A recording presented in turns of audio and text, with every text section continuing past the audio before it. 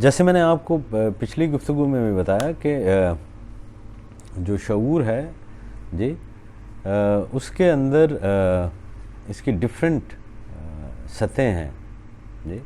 ایک نچلی سطح ہے، ایک کلیکٹیونیس ہے، ایک انڈیویجویلٹی ہے، ایک آپ کی ایگو جو ہے وہ ہے جو آپ کو اس کلیکٹیونیس سے ایک سیپریٹنیس کے اندر لے جاتی ہے جی. اور آپ اس کے اوپر ایک شعور کو کنسٹرکٹ کرتے ہیں جس میں آپ اپنی شناخت کو، اپنے پرسونا کو، اپنی شخصیت سازی کو، آپ کیسا دکھنا چاہتے ہیں لوگوں کے سامنے، آپ کیسے رہنا چاہتے ہیں، اس کو ڈیفائن کر رہے ہوتے ہیں. پھر انسان کے اندر جو ہے وہ ایک بڑی شدید خواہش ہوتی ہے کہ وہ اپنی آئیڈینٹیفیکیشن کے لیے کسی نہ کسی متھ کے ساتھ جڑنا چاہتا ہے.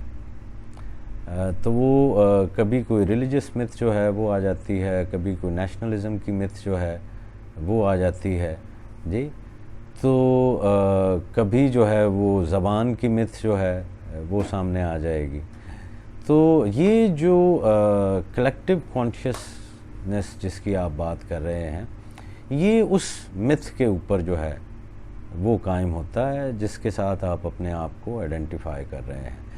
تو اگر ہم پاکستان کے جو ایک وہ قوم کی اور اس خطے کی اور ملک کا جو ہے اس کے ساتھ کر رہے ہیں تو ہمارا کلیکٹیو کانشیسنیس جو ہے وہ اس سوسائٹی کے ساتھ ہوگا.